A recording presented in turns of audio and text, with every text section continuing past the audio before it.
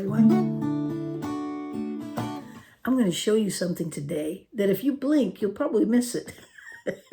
So listen real closely. It's only like 7 minutes. So if you can keep your attention for like 7 minutes, I'm going to show you how you can pull something out of what's familiar. Okay? Because sometimes familiar things can hold some really special properties that will help you find other things. I'll explain as we move along. And so, we get familiar with something and we just play it and we don't think a whole lot about it. But if you take, for instance, the D chord, you're probably familiar with that if you've been playing for any length of time. It's right here. It kind of looks like a triangle if you look at it. Kind of an upside down triangle, right? The shape of it. But right here, this on the second string, it's under your ring finger when you make that D chord like this. That note, it's a D. So it's a root note. It's a root note for the D chord, right here. Now, why is that important? Well, because if you move this shape up, here's D, you go up 2 frets, there's E, then you want to go up to 1 fret and get to F, because E to F is 1 fret, right? E to F, B to C. Those are always 1 fret. Everything else is 2 frets. So when you're going up the scale, just keep that in mind. E to F, B to C, it's always 1 fret. So you got D to E, 2 frets, E to F, 1 fret. Let's stop right there. If this is a D here, and you move up E to F, this has to be a root note as well. It doesn't change. You're just moving it up. So that means that's an F, right?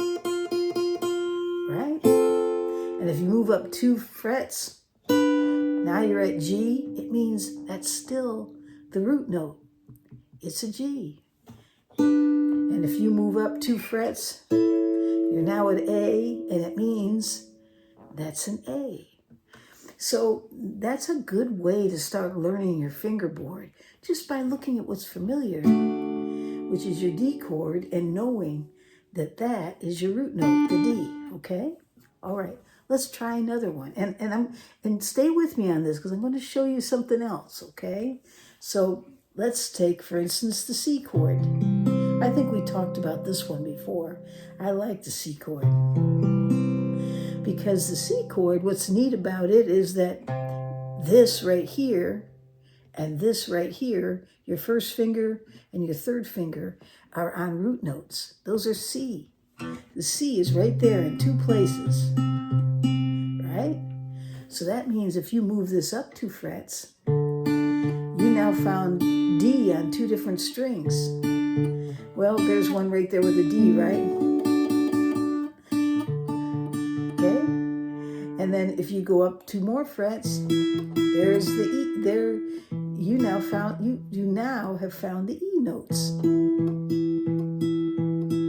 E to F, there's F. Right? So knowing those things, it really is helpful. Now let's talk about something entirely different from those chords. We're going to come back to them, okay? But let me show you something. Now, if you come up here, let's say we're going to go to right here, the 5th fret. And we're going to move up to the A, which is right here, right? Because E, F, G, A. You have A right here. And then let's say you play the note right next to it. Okay? Now, you might not know right off what is that. But I know it's a D note. And the reason why is because when I was moving my C up, there it is right there, D. And there it is right there, D. So we have A and D right there. But it doesn't stop just right there, okay? If you move up 2 frets with those 2 notes, okay, and then move over to strings 4 and and 3, it's a duplicate. It's the A and the D again. So we got A and D, A and D.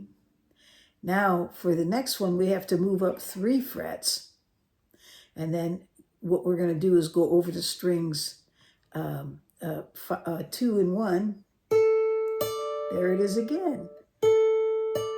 There's the A and the D, the A and the D, the A and the D. But it doesn't just stop there. We know there's a D here and there's a D here, right? But here's the A. It's part of the D chord. See that? So we've got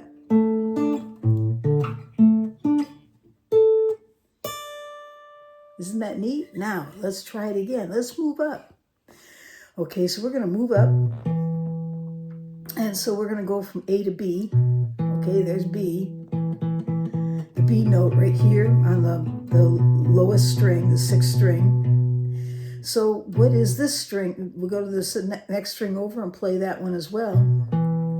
What is this? Well, we knew this was D, right? That's an E. So we got B and E, B and E, right? Okay, so if that's an E, then that's an E, right? Okay, so B and E, if you move up 2 and over to strings 4 and 3, there it is again. Move up 3 and over to strings 1 and 2. There it is again. So we have it again. Right? Can you see that? I put a little chart up there so you can see that. So we have, excuse me, a B and an E and an E. If we follow that C shape again, now we know there's an E here, right? But guess what? That means the B has to be right here again. So there it is.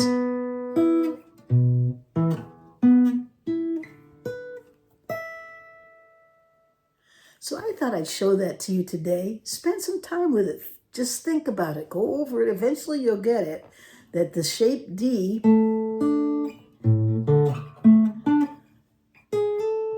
will help you in finding your root notes. If you learn them. And then also, once you make that D shape, remember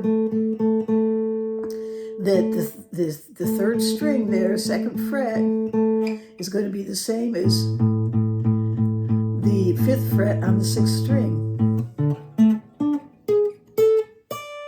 Okay?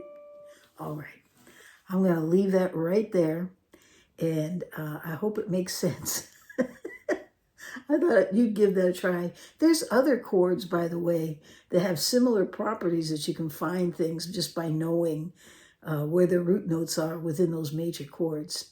But we're going to just leave that right there today. And I hope you have a great day or night wherever you are in this world.